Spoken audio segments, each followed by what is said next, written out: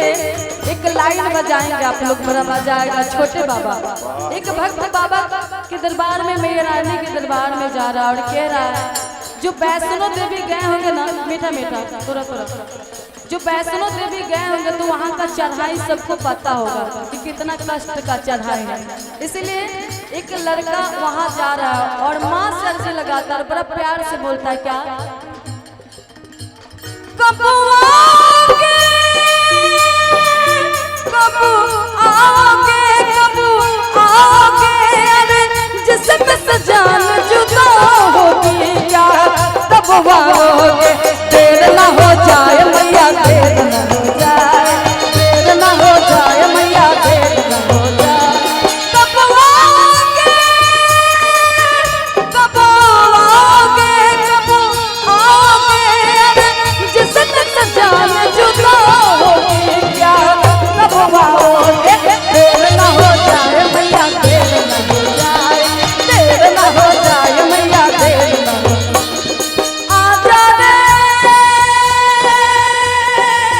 बेटा तेरा पुकारे, देर ना हो जाए मैया, देर ना हो जाए, देर ना हो जाए मैया, देर ना हो जाए, खुद दे झोली मैया बोली बना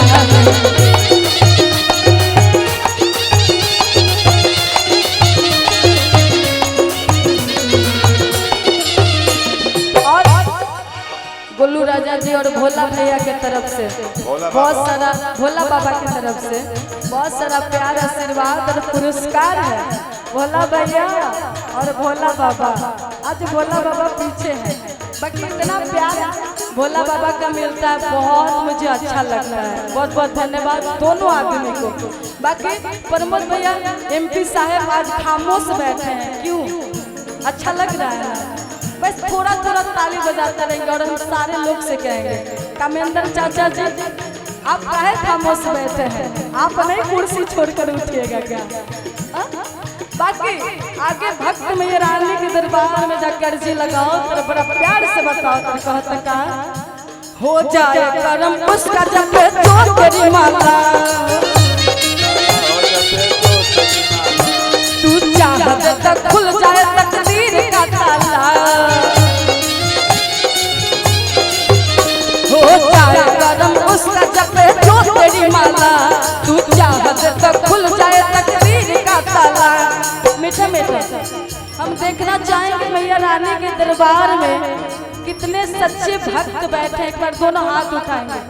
जो जो माता रानी को मानते होंगे दिल से, अभी तो नवरात्र चल रहा है ना, तो जो जो मानते हैं कुर्सी पर बैठने वाले से भी हम कहेंगे कि दोनों हाथ उठाएंगे, जो जो माता रानी को मानते हैं। मीठा मीठा कि हाथ उठाओ, हाथ उठाओ, कहाँ की ये रीत है कि हाथ उठाओ, कहाँ की ये रीत है।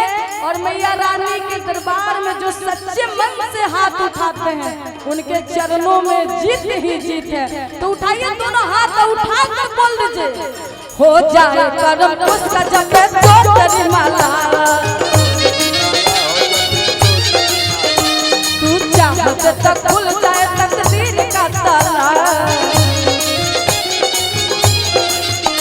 हो जाए करम उसका जब जो तेरी माला, तू चाहत तक खुल जाए तकदीर का ताला।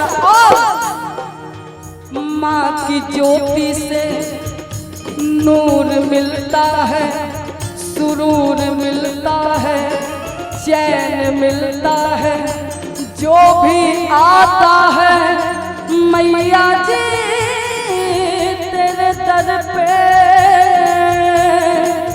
कुछ न कुछ तो जरूर मिलता है।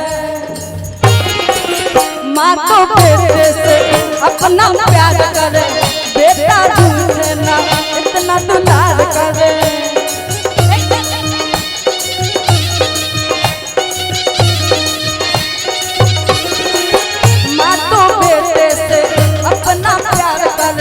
बेटा दूसरे ना इतना दुलार कर।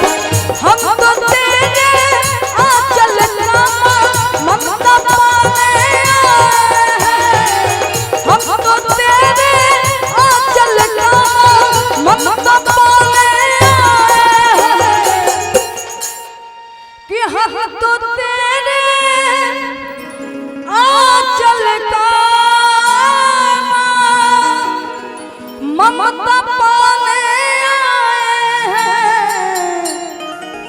हमारे कमेंदर चाचा जी की तरफ से बहुत सारा प्यार आशीर्वाद पुरस्कार।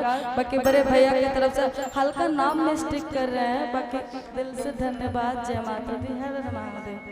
बाकी भक्त मैया रानी के दरबार में जाकर जे लगाओ तर कहता हम तो तेरे आंचल का ममता पाने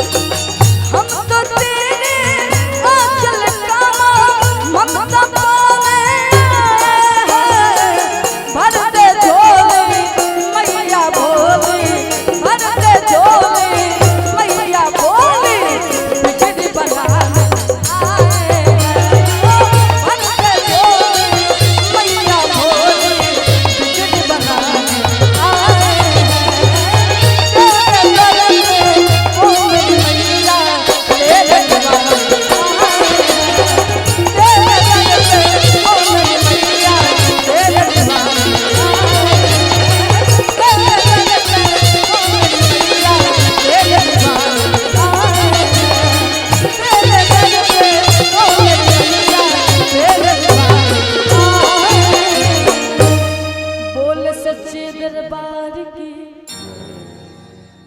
वाह।